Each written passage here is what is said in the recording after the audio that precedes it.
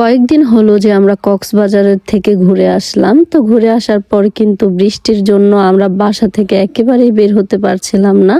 তো আজকে আলহামদুলিল্লাহ একটু বৃষ্টি নাই, হালকা রোদ আছে।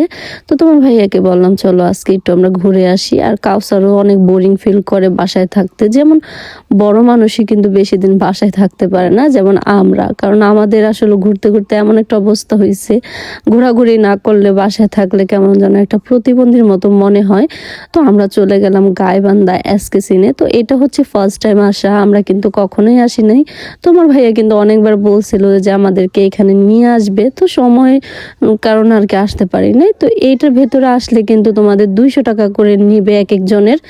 তো এটা এন্ট্রি ফি। তো এখানে ঢোকার পরে যা দেখলাম, তো এই যে জায়গাটা দেখতেছো মোটামুটি ভালোই, তবে 200 টাকা করে না নিয়ে যদি ওনারা আর একটু কম নিত তাহলে হয়তো অনেক মানুষ আসতো এখানে ঘুরতে, কারণ 200 টাকার দিয়ে দেখার মতো আসলে ওইরকম কোনো কিছু নাই আমার কাছে যেটা মনে হয়েছে। তবে মমইনে যে গিয়েছিলাম, তো ওইখানে কিন্তু মোটামুটি দেখার মতো অনেক কিছুই ছিল, আবার কিছু রাইড ছিল। তো এখানে শুধু ছিল সুইমিং পুল আর হচ্ছে মিনি একটা চিড়িয়াখানা, আর একটা লেকের মধ্যে কিছু নৌকা টোকা দেওয়া।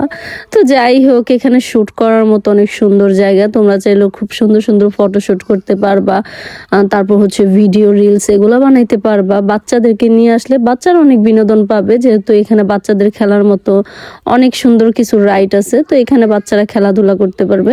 তো আজকে কিন্তু আমরা কাউসারকে রাইখে আসতে চাইছিলাম, তো আবার কি ভাইবা জানি কাউসারকে নিয়ে আসলাম যে ভিতরে যদি সুন্দর রাইড থাকে তো কাউসার খেলাধুলা করতে পারবে। তো আমরা কিন্তু কাউসারকে নিয়ে আসছি। তোমার ভাইয়া কিন্তু কাউসারকে এখানে খেলনাগুলোতে উঠাইতেছিল। আর ও আছে না, কোথাও গেলে ওর বাবা বা আম্মুকে ছাড়া ও একা থাকে না। অনেক বাচ্চারা আছে না যে খেলনা পাইলে একা একা খেলতে থাকে, মা বাবার কোনো খেয়ালই থাকে না। তবে কাউসার কিন্তু ওইরকম না, ওর সাথে থাকতে হবে, ও একা একা কখনোই বসে থাকতে পারে না।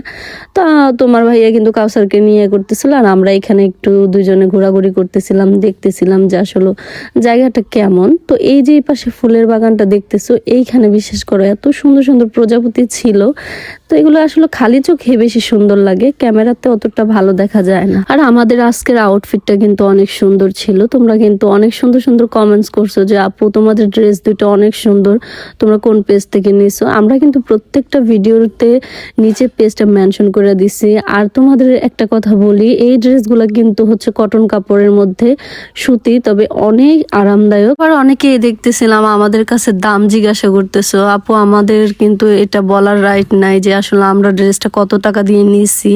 তোমরা পেজে নক দাও, নক দিয়ে ওনাকে জিজ্ঞাসা করো যে আপু এই ড্রেসের দাম কত। আমাদেরকে জিজ্ঞাসা করে লাভ নাই।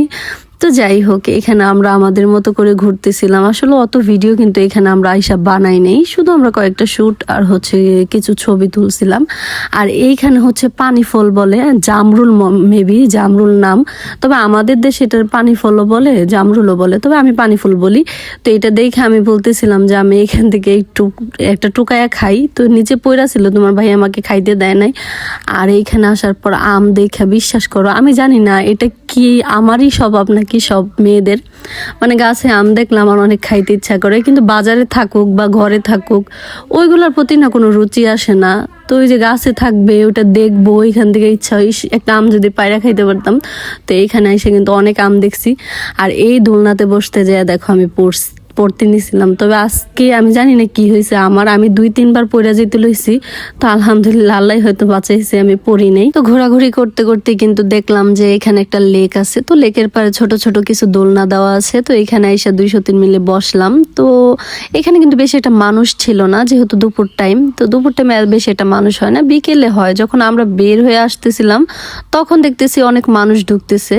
তো যাই হোক, আমাদের জন্য এই টাইমটা বেস্ট, কারণ বেশি মানুষের হট্টগোলের মধ্যে আসলে ভিডিও শুট করা যায় না। আমাদের যেন কেমন একটা লজ্জা লাগে যে আসলে এত মানুষের মধ্যে কি বলবো, কিভাবে ভিডিও করব। তবে রোদের কারণেই কিন্তু অনেক গরম লাগছে। তো একটু ছায়াতে বসছিলাম। তো বসার পরে এখানে ভাবতেছিলাম যে আসলে কি ভিডিও বানাবো আমরা। আর আমরা কিন্তু টিকটক বেশি একটা করি না। তোমরা অনেকেই বলো যে আপু তোমরা সুন্দর সুন্দর টিকটক দিও। টিকটক আসলে আপু আমাদের দ্বারা হয়ই না, কি টিকটক দিব বলো। আমরা যা যা পারি তাই। আমাদের মেন কাজ হচ্ছে আর কি ব্লগ রিলস এগুলা দেওয়া, তো ব্লগগুলো দেওয়ার ট্রাই করি। তোমরা হয়তো যারা টিকটকে আমাদেরকে ফলো করো, তোমরা আমাদের ফেসবুকে ঢুকো না, আমাদের ইউটিউব চ্যানেল আছে ওইখানে যাও না, তোমরা শুধু টিকটকে ঘোরাঘুরি করে দেখো আমাদেরকে। আর এই রিসোর্টটাতে মনে হচ্ছে যে প্রজাপতির মেলা, যেইখানে যাইতেছি সেইখানে এই প্রজাপতি। দেখো তোমার বড় আপু আমি কিন্তু প্রজাপতি ধরতেছিলাম, এখানে এত সুন্দর সুন্দর প্রজাপতি ছিল। ওই পাশেও যে ফুলের বাগান ওইখানেও অনেক প্রজাপতি, তো এখানে আশেপাশেও দেখি প্রজাপতি। আর এই দুইটা প্রজাপতি সবসময় দেখলাম যে একসাথে ছিল, আমরা ওই মাথা থেকে কিন্তু এটাকে দেখতে দেখতে আসছি, তো ওরা দুইজনে একসাথে। তো তোমার বড় আপু বলতেছে এটা নাকি হাজবেন্ড ওয়াইফ, তো আসলে জানি না। আর এইখানে দেখো খুব সুন্দর একটা ঝুলন্ত ব্রিজ, তবে এই ব্রিজে আমরা উঠি নাই, এত রোদের কারণে মানে কোথাও যাওয়াটা একদম ইম্পসিবল হয়ে যেতেছে। তো তারপর আমরা এখানে একটু শুট নিতে চাইছিলাম, তো রোদের কারণে আর কি হয় নাই। তো শুনলাম যে এই সাইডে নাকি মিনি চিড়িয়াখানা আছে, তো এটাই আর কি খুঁজতেছি যে আসলে কোন পাশে। তো এই পাশ দিয়ে হাঁটতেছিলাম দুজনে, আর এত পরিমাণ রোদ্রে এত গরম লাগতেছে, ইচ্ছে করতেছে যে বাসায় চলে যায়। আর এই যে ছোট ছোট বাঁশগুলা দেখতেছো, তো এইগুলা দেখে কিন্তু আমার একটা কথা মনে পড়লো, তোমার ভাইয়ার আপুরে আমি বললাম যে এটা নিয়ে আসলে অনেকেই দেখে অনেক সুন্দর সুন্দর ভিডিও বানায়। আসলে মানুষ এরকমই, কারণ প্রত্যেকটা মানুষকে কিভাবে বাস দিতে পারবো এই চিন্তাধারা নিয়েই থাকে। কোন মানুষটারে কিভাবে খোঁচা দেওয়া যায়, কোন মানুষটারে টাইনা হ্যাসড়ায় নিচে নামানো যায়, এটাই হচ্ছে আমাদের মানুষের মানে আমাদের কাজ। আসলে আমরা মানুষের ভালো কখনোই দেখতে পারি না। একটা মানুষ ভালো থাকবে এটা কিভাবে সম্ভব? ভাই ও ভালো থাকতেছে, এত সুখে আছে, আর আমার এত কষ্ট, কেন ও সুখে থাকবে? ওর সুখ কিভাবে নষ্ট করা যায় এই উইঠা পড়া লাগা। হ্যাঁ, আরেকটা কথা বলি, সবচেয়ে বড় কথা কি জানো, তোমার ক্ষতি করার জন্য কিন্তু পরের কোনো প্রয়োজন হবে না। হ্যাঁ, যখন তোমার অন্য মানুষ তোমার ক্ষতি করবো, সে কিন্তু তোমার কোনো ক্ষতিই করতে পারবো না, সামান্য দুই চারটা কথাই বলতে পারবো। আর যখন তোমার নিজের মানুষগুলা ক্ষতি করবো, সে কিন্তু তোমার অনেক বড় ক্ষতি করতে পারবো। কারণ সবচাইতে বড় শত্রু হচ্ছে নিজের মানুষগুলা, কাছের মানুষগুলা। তো আমাদের চিরশত্রু হচ্ছে আমাদের কাছের মানুষ, যেই কোনো মানুষই হোক। প্রত্যেকটা সংসারে দেখবা কাছের মানুষগুলো এই শত্রুতা করে, আর দূরের মানুষের কাজ হচ্ছে এগুলা দেখা মজা নেওয়া, যে এনজয় করা, উফ ওরা অনেক কষ্টে আছে, এইটাই দেখা, এটা দেখে আর কি তারা একটু শান্তি পায়। আর কাছের মানুষগুলো শত্রুতা করে শান্তি পায়। তো যাই হোক, যে যতই শত্রুতা করুক, যে যত কথাই বলুক না কেন, দিন শেষে নিজেকে ভালো রাখতে গেলে তোমার ভালো হইতে হবে। কারণ তুমি যদি ভালো থাকতে পারো, কে কি কইলো কে কি করলো এগুলাতে ফোকাস না দাও, তুমি তোমার মতো চলো, তাহলে কেউ তোমার কোনো ক্ষতি করতে পারবে না। তো এখন কিন্তু চলে আসলাম মিনি চিড়িয়াখানার কাছে। তো এইখানে ছিল দুইটা ময়ূর, এই সাদা ময়ূর আর হচ্ছে রঙিন ময়ূর, এই দুইটাই ছিল। তবে আমি কিন্তু সাদা ময়ূরের পাখা মেলতে কখনোই দেখি নাই, ফার্স্ট টাইম। তো আরেকবার আমরা চিড়িয়াখানায় গেছিলাম, তো ওইখানে অনেক ময়ূর ছিল কিন্তু কোনোটাই পাখা মেলে না। আর ওই পাশে হরিণ ছিল, যেটা হয়তো তোমার ভাইয়া শুট করে নাই। খুব সুন্দর পাখিগুলা, এই পাখিগুলার নাম কি আমার মনে নেই, তো কেউ জানলে অবশ্যই কমেন্ট বক্সে কমেন্ট করো। তো এই পাখিগুলো না আমি ভিডিওতে দেখতাম যেগুলো কথা বলতে পারে, তো আমার না অনেক ইচ্ছা করতো যদি আমার একটা পাখি থাকতো এরকম, কত সুন্দর উইরা এসা কাঁধে বসে, তারপর খুব সুন্দর কথা বলতে পারে, তো এটা ভালো লাগে। তবে এটা তো আর সম্ভব না যে এরকম একটা পাখি নেওয়া, এগুলোর নাকি অনেক দাম। ঘোরাঘুরি করতে করতে হাঁপায়ে যেতেছে, আর একটু হাঁটি আর একটু বসি। আরেকটা কমেন্ট আমার খুব ফানি লাগছে, এটা হচ্ছে এক আপু বলতেছিল কমেন্ট বক্সে যে আমরা তো শোয়া থেকে উঠতে পারি না, আর এই বেডি কেমনে এত ঘুরা বেড়ায় কক্সবাজার যাইয়া। শোনো, নিজেকে যদি স্ট্রং রাখো না, তাহলে কোনো কিছুই মনে হবে না। আর আমি যদি আমারে খুব দুর্বল মনে করি যে না আমার বাচ্চা পেটে, আমার আসলে যাওয়া সম্ভব না, আমার ঘোরা সম্ভব না, আমার কোথাও গেলে আমার বাচ্চার সমস্যা হইতে পারে বা আমার সমস্যা হইতে পারে, সারাক্ষণ যদি তোমার মাথায় এই ধরনের চিন্তা মানে ভাবনাই রাখো, তাই তুমি এমনিতেই অসুস্থ হয়ে যাবা। আর আমি সবসময় মনে করি যে না, বাচ্চা যেহেতু আল্লাহ দিচ্ছে, এটা দেখাশোনার মালিক আল্লাহ, আমি কেউ না, আমি শুধু উসিল্লা, ও শুধু আমার পেটে আছে, এইটাই।